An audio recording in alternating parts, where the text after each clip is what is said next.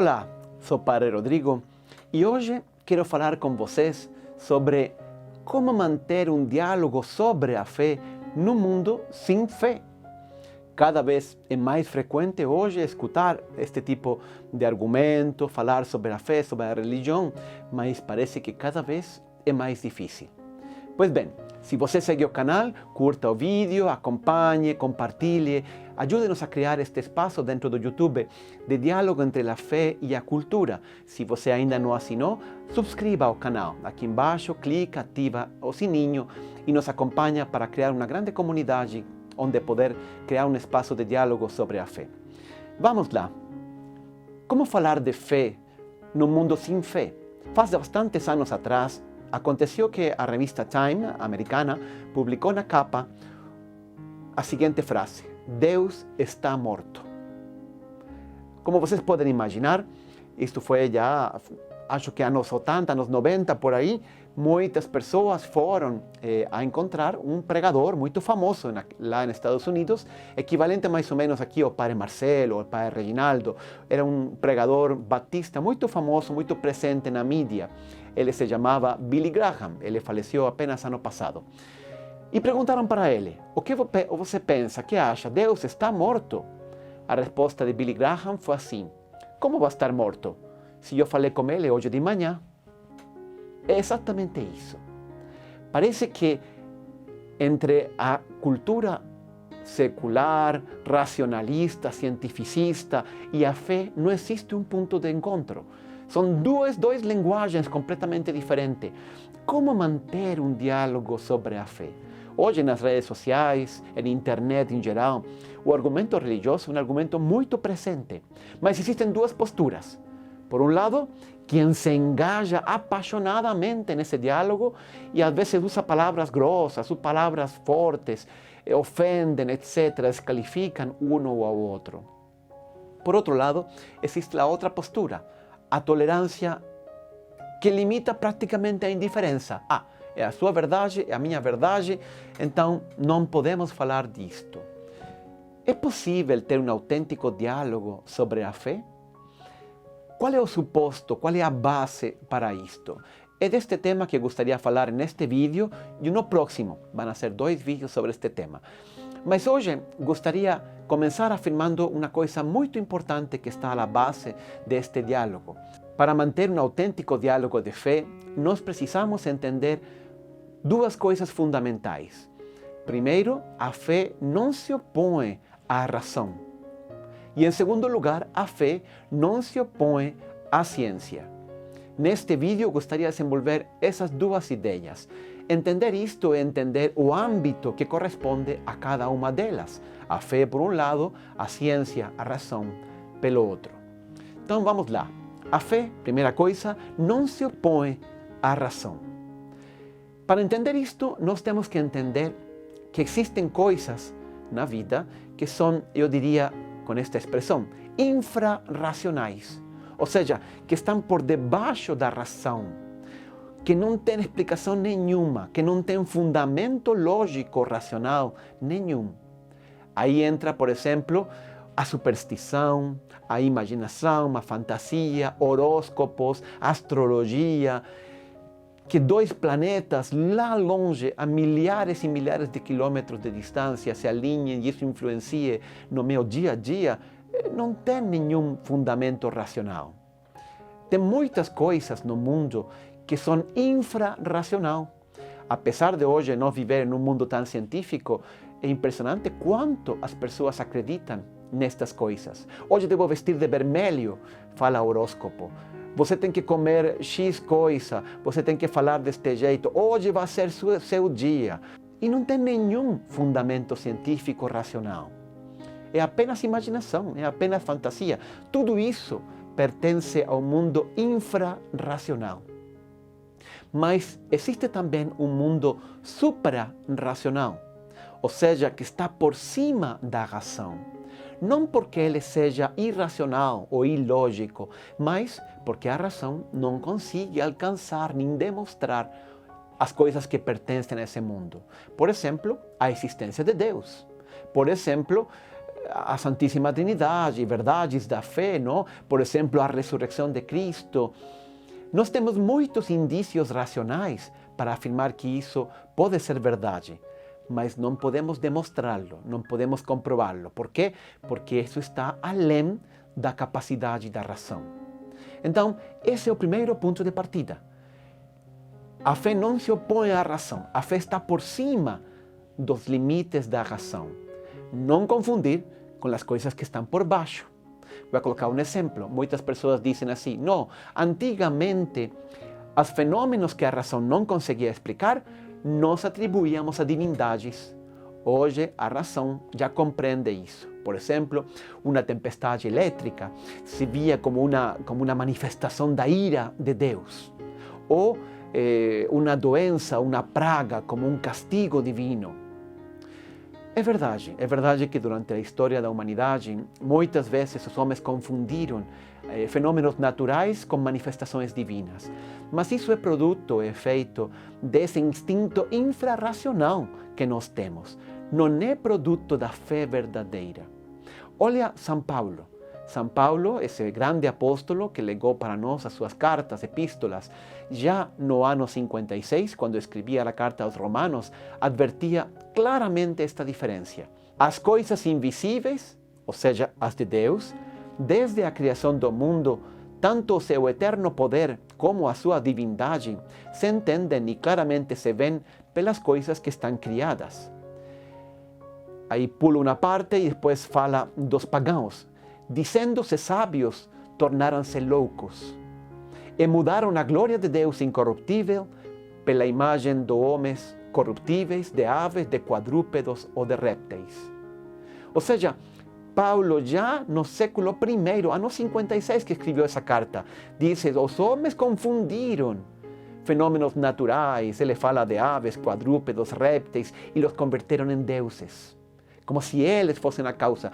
E já Paulo indicava claramente a seus seguidores, primeiras comunidades cristãs, que eles não deviam ser dessa categoria. Deviam entender que Deus estava além de toda a criação. A criação tinha suas próprias leis, tinha sua própria natureza, e o homem estava sendo convidado a conhecê-lo, a investigá-la, a dominá-la.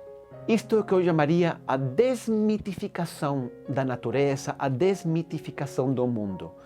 A fé católica começará pouco a pouco esse processo. É verdade, ele levará séculos, porque esse instinto infrarracional do homem a buscar explicações sobrenaturais a tudo é muito arraigado. E será apenas muito mais para frente que essa crença básica de nossa fé católica, que no fundo é a crença de um Deus criador, entrará plenamente na cultura. E isto nos leva ao segundo ponto. A fé não se opõe à ciência. Ao contrário, a Igreja sempre estimulou a investigação científica. É verdade que na história da Igreja existem episódios que a mídia não se cansa de nos lembrar, episódios tristes, por exemplo, quando a Igreja rejeitou as teses de Galileu. É verdade, de Copérnico. Mas, além destes casos que a verdade são pontuais, a Igreja sempre estimulou a investigação científica. E vou dizer ainda mais. A fé católica permitiu e criou a matriz cultural necessária para o surgimento da ciência e do método científico. A esse nível é importante a fé católica, a fé verdadeira para o surgimento da ciência. E este ponto eu gostaria de desenvolver um pouco mais com vocês. Sempre se apresentou a Idade Média como uma época de escurantismo, não? Escura, especialmente esta história que nós escutamos a partir da Revolução Francesa. Mas, por um lado é verdade, quando as invasões bárbaras e a queda do Império Romano tomaram conta de toda a Europa, foi uma época escura, uma época onde tivemos um retrocesso do processo civilizatório. Mas foi justamente durante esse período quando os mosteiros se convertiram em verdadeiros faróis que iluminavam a cultura da Europa daquela época. Foram precisamente monges e mosteiros os que pouco a pouco foram desenvolvendo os principais avanços tecnológicos que legarão depois à humanidade inteira.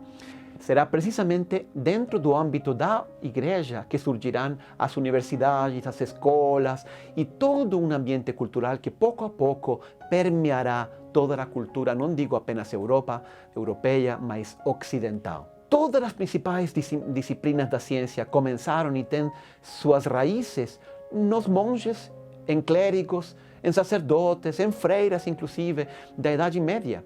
Desde a medicina até a astronomia, desde a química até a anatomia, desde a hidráulica até a óptica, desde a paleontologia até a botânica, desde a eletricidade até a geologia. Quase não existe uma disciplina da ciência que não tenha algum antepassado na tradição da igreja. Foram monges os que criaram os primeiros óculos, foram monges os que criaram o primeiro relógio, o primeiro astrolábio, o primeiro para-raios. Foi um monge benedictino chamado Andrew Gordon que criou o primeiro motor elétrico. Foi um outro sacerdote jesuíta chamado Ferdinand Verbies que criou o primeiro motor a vapor. Foi precisamente um sacerdote italiano chamado Eugenio Barsanti que criou o primeiro motor de combustão. A primeira câmara cinematográfica foi desenvolvida por um sacerdote austríaco que se chamava August Musger. Todas as primeiras universidades surgiram em torno das catedrais, das igrejas e dos mosteiros. Todas as escolas especiais para educar pessoas com limitações de qualquer tipo, para autistas, para sordos, para mudos, para cegos, todos foram iniciativa da igreja. Inclusive, tem um brasileiro que se chamava Landel de Moura, que por lá, pelo ano 1900, foi o primeiro em registrar a patente de um telefone inalámbrico e de um telégrafo inalámbrico.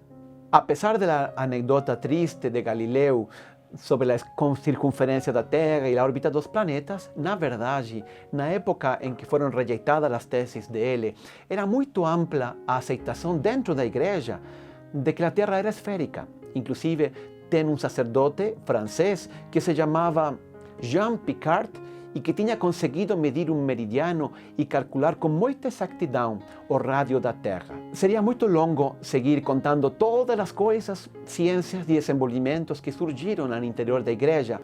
Aqui embaixo, no vídeo... O que foi isso? Um martelo hidráulico, uma furadeira. Me pareceu. Seria muito longo seguir desenvolvendo aqui todos os avanços científicos que... Meu Deus!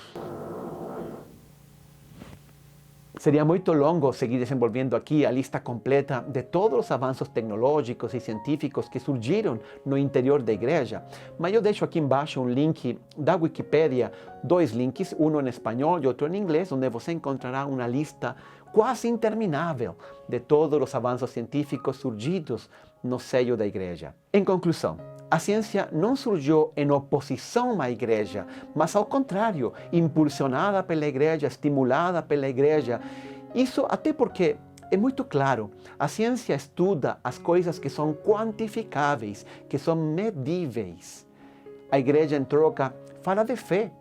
São dois âmbitos completamente diferentes e ambos se complementam, não se opõem. A ciência nos ensina como o mundo funciona, não por que funciona desse jeito. O próprio Galileu dizia, a igreja nos ensina como se vai ao céu, não como funciona o céu. É justamente isso. A igreja nos ensina como chegar ao céu, que é uma realidade espiritual. A ciência calcula o movimento das estrelas. Por certo, parênteses, foram 3 monjas, 3 freiras, que fizeram a primeira carta global das estrelas dos céus. Elas cartografiaram mais de 500.000 estrelas. Você pode imaginar? Até científicos modernos afirmam isto. São homens científicos, mas homens que ao mesmo tempo têm uma profunda fé. Albert Einstein, por exemplo, publicou uma carta respondendo a uma menina que escreveu uma vez para ele.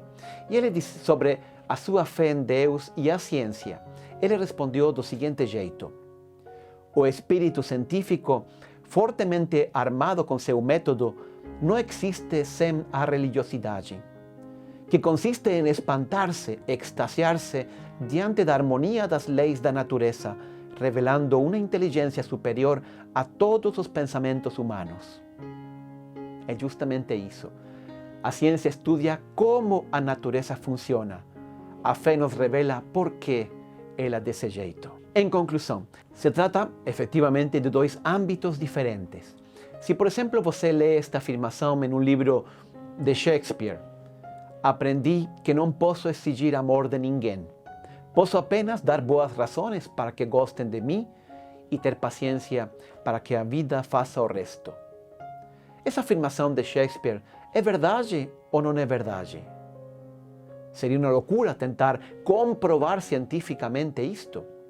Isto é algo que escapa do alcance da ciência, do alcance da medição científica.